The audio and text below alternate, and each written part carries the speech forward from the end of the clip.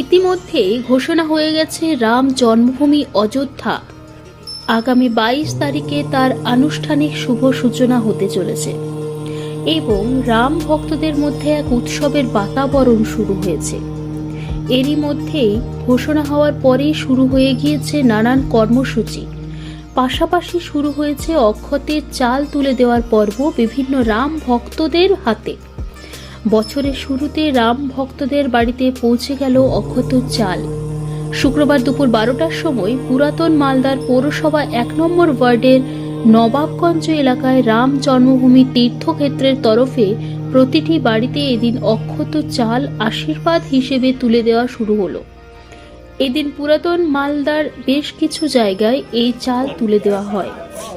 রাম জন্মভূমি তীর্থক্ষেত্রের মালদা জেলার প্রতিনিধিদের মধ্যে উপস্থিত ছিলেন অমল কুমার দাস, সাগর প্রসাদ গৌড়, তারকেশ্বর সাহা প্রমুখ। এদিন এক প্রতিনিধি অমল কুমার দাস তিনি বলেন, আমাদের সংগঠনের পক্ষ থেকে প্রতিটা বাড়িতে এই চাল তুলে দেওয়া হলো এবং নিমন্ত্রণ জানানো হলো সকলেই যাতে এই দিনটাকে খুব আনন্দের সাথে মানানোর পাশাপাশি বাড়িতে 5টি প্রদীপ জ্বালেন এবং বাড়িঘরকে আরো সাজিয়ে তোলার আহ্বান করেন তিনি। আজকে 1 নম্বর ওল্ড মালদা পৌরসভার 1 নম্বর ওয়ার্ডে এসেছি। অযোধ্যার যে রাম মন্দির 22 তারিখে উদ্বোধন হবে, সেই অযোধ্যার রাম মন্দিরের একটা ছবি, ইনভাইটেশন একটা কার্ড আর এবং অক্ষিত চাল প্রতি বাড়ি বাড়িতে দিচ্ছি এবং বলছি যে তারা যেন এই চালটা মন্দিরে রেখে এবং ছবি রেখে 22 তারিখ সকলে যেন পুজো করে 5টা প্রদীপ জ্বলিয়ে, এবং যদি পারে সকলে বাড়ি টুনি বাল্ব দিয়ে সাজাবে, যেমন আমরা দীপাবলিতে সাজাই।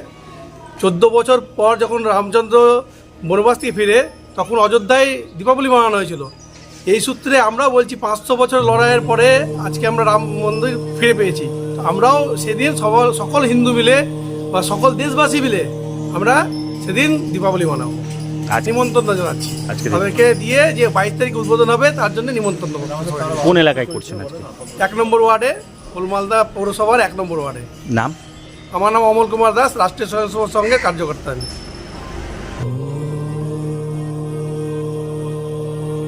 সংকল্পদের রিপোর্ট, নিউজ টুডে লাইভ।